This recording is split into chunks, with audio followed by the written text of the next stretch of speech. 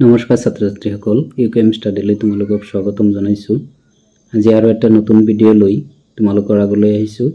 আজিৰ এই ভিডিঅ'টিত তোমালোকৰ কাৰণে ষষ্ঠমান শ্ৰেণীৰ নীতিমূল্লিকাৰ 2 নম্বৰ পাঠ যেটো আছে মানৱ প্ৰেম, এই পাঠটোৰ যিখিনি প্ৰশ্ন উত্তৰ আছে পাঠৰ সেইখিনি আলোচনা কৰাৰ লগে লগে তোমালোকৰ কাৰণে ইয়াৰ পৰা দুটামান অতিৰিক্ত কুৱেশ্যন লৈ আহিছোঁ।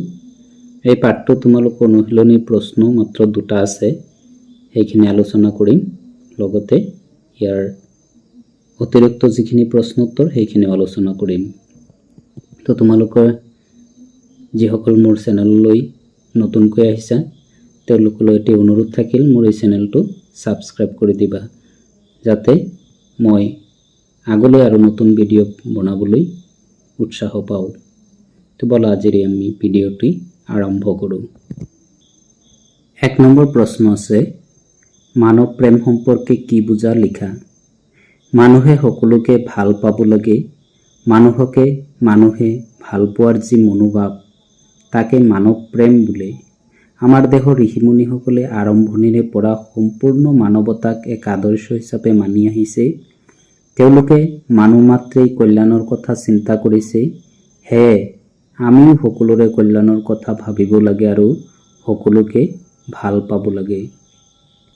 2 নম্বৰ প্ৰশ্ন, বসুধৈৱ কুটুম্বকমৰ ধাৰণা সম্পৰ্কে তোমাৰ অভিমত কি লিখা। বসুধৈৱ কুটুম্বকম ভাৰতীয় সংস্কৃতিক এক আদৰ্শ ধাৰণা। বসুধৈৱ কুটুম্বকমৰ অৰ্থ হ'ল সমগ্ৰ বিশ্বকে নিজৰ আপোন বা পৰিয়ালৰ বুলি ভবা। আমি কেতিয়াও এইটো তোমাৰ এইটো মোৰ এনেধৰণৰ ভাৱনা নিজৰ মনত আনিব নালাগে।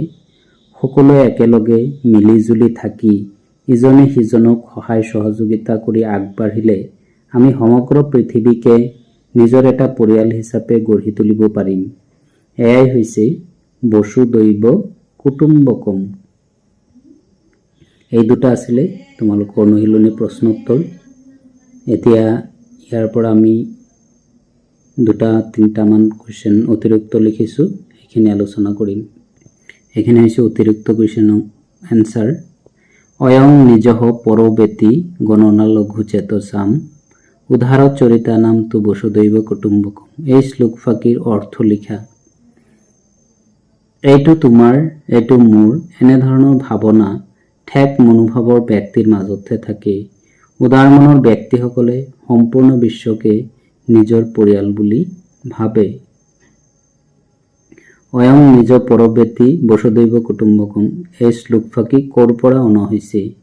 সুপ্ৰসিদ্ধ নীতি গ্ৰন্থ পঞ্চতন্ত্ৰৰ পৰা। এইটো হৈছে অন্তিম প্ৰশ্ন, সমগ্ৰ বিশ্ব কেনেকৈ এটা বৃহৎ পৰিয়াল হয় বুজাই লিখা। অদ্বৈত বেদান্ত দৰ্শনত সম্পূৰ্ণ প্ৰাণীসমূহৰ মাজত একেই ঈশ্বৰৰ কথা কৈছে। ইয়াত নিজৰ পৰৰ বুলি কোনো ভেদভাৱৰ স্থান নাই। সকলো জীৱই এজন ঈশ্বৰৰ সন্তান।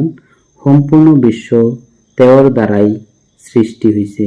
সম্পূৰ্ণ বিশ্ব তেওঁৰ দ্বাৰাই, দুবাৰ লিখা হৈ গৈছে, এইটো এবাৰ লিখিব লাগিব। সেয়েহে এই সমগ্ৰ বিশ্বখনেই হৈছে এটা বৃহৎ পৰিয়াল। তো এইখিনি আছিলে ইয়াৰ অতিৰিক্ত 3টা কুৱেশ্যন মই বনাইছোঁ।